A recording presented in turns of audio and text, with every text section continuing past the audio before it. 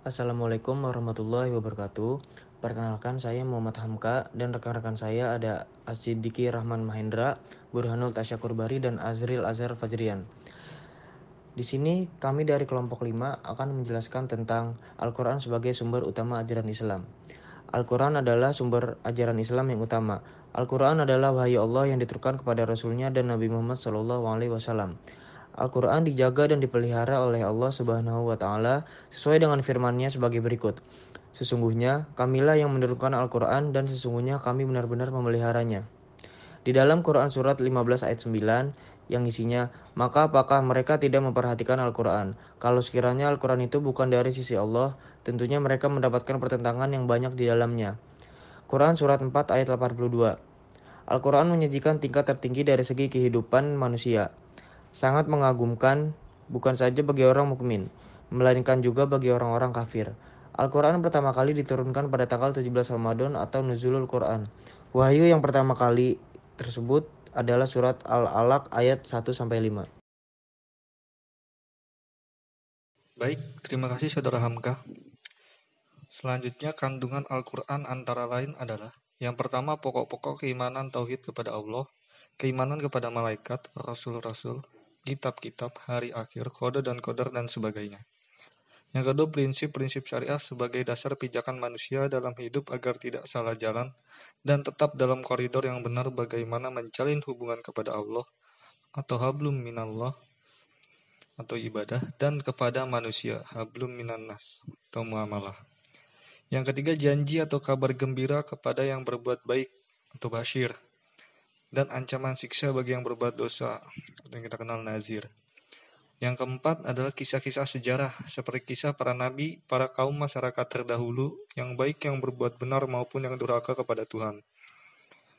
Yang terakhir adalah dasar-dasar dan isyarat-isyarat ilmu pengetahuan, antara lain astronomi, fisika, kimia, ilmu hukum, ilmu bumi, ekonomi, pertanian, kesehatan, teknologi, sastra dan budaya, sosiologi, psikologi, dan sebagainya.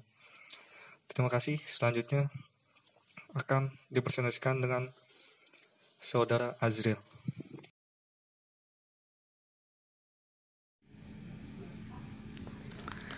Peranan dan fungsi Al-Quran. Berikut ini beberapa fungsi Al-Quran dan peranannya dari segi kandungan ajarannya. 1. Al-Quran sebagai kalamullah. Kalam atau perkataan Allah Subhanahu wa Ta'ala yang diwahyukan kepada Nabi Muhammad SAW melalui malaikat Jibril dengan lafal dan maknanya.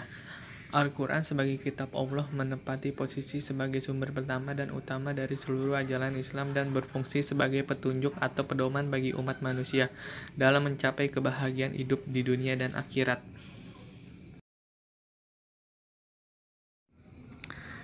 Sebagai kalamullah, Al-Quran dalam bentuk aslinya berbeda dalam induk Alkitab atau Lauh Mahfuz dalam lindungan Tuhan, lalu diturunkan kepada Nabi dalam bahasa kaumnya atau bahasa Arab.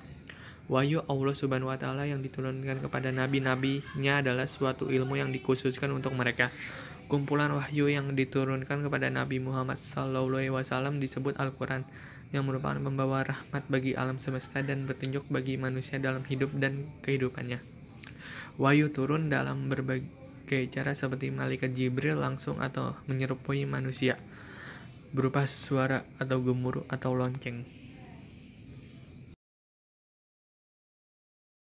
Yang kedua, Al-Quran sebagai pedoman hidup.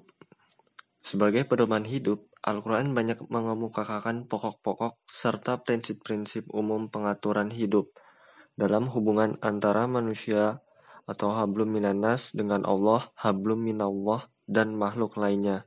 Di dalamnya terdapat peraturan-peraturan seperti beribadah langsung kepada Allah Subhanahu wa Ta'ala, berkeluarga, bermasyarakat, berdagang, utang piutang, kewarisan, pendidikan, dan pengajaran, pidana, dan aspek-aspek kehidupan lainnya yang oleh Allah Subhanahu wa Ta'ala dijamin dapat berlaku dan dapat sesuai pada setiap tempat dan setiap waktu. Untuk setiap muslim diperintahkan melakukan seluruh tata nilai tersebut dalam kehidupannya, di mana sikap memilih sebagian dan menolak sebagian tata nilai itu dipandang Al-Quran sebagai bentuk pelanggaran dan dosa. Melaksanakannya dinilai ibadah, memperjuangkannya dinilai sebagai perjuangan suci, mati karenanya dinilai sebagai mati syahid, hijrah karena memperjuangkannya dinilai sebagai pengabdian yang tinggi, dan tidak mau melaksanakannya dinilai sebagai zalim, fasik, dan kafir. Di sini menjelaskan tentang bagaimana umat Islam itu bertawakal kepada Allah. Maksudnya seperti menjalankan perintah Allah dan menjauhi larangan Allah. Terima kasih kepada saudara As-Siddiqi Rahman Mahendra. Saya lanjutkan yaitu contoh dalil Al-Quran. Surah An-Nisa ayat 59. Artinya, wahai orang-orang yang beriman, taatilah Allah dan taatilah Rasul-Nya, dan ulil amri di antara kamu. Kemudian, jika kamu berlainan pendapat tentang sesuatu atau urusan, maka kembalikanlah ia kepada Allah atau Al-Quran dan Rasul-Nya. Jika kamu benar-benar beriman kepada Allah dan hari kemudian, yang demikian itu utama bagimu dan lebih baik akibatnya. Quran Surat An-Nisa ayat 59. Terhadap Quran Surat An-Nisa ayat 59 tersebut, dapat dijelaskan maknanya sebagai berikut ini. Perintah taat kepada Allah, atiu Allah, berarti perintah menaati Al-Quran dengan menjadikan Al-Quran sebagai pedoman dan sumber ajaran Islam. Perintah taat kepada Rasul atau atiu ar-Rasul, berarti perintah menegakkan as-sunnah sebagai pedoman dan sumber ajaran Islam.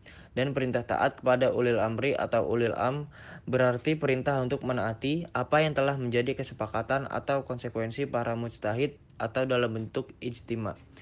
Sekian presentasi dari kelompok kami, kurang lebihnya mohon dimaafkan, kesempurnaan hanya milik Allah Subhanahu wa taala.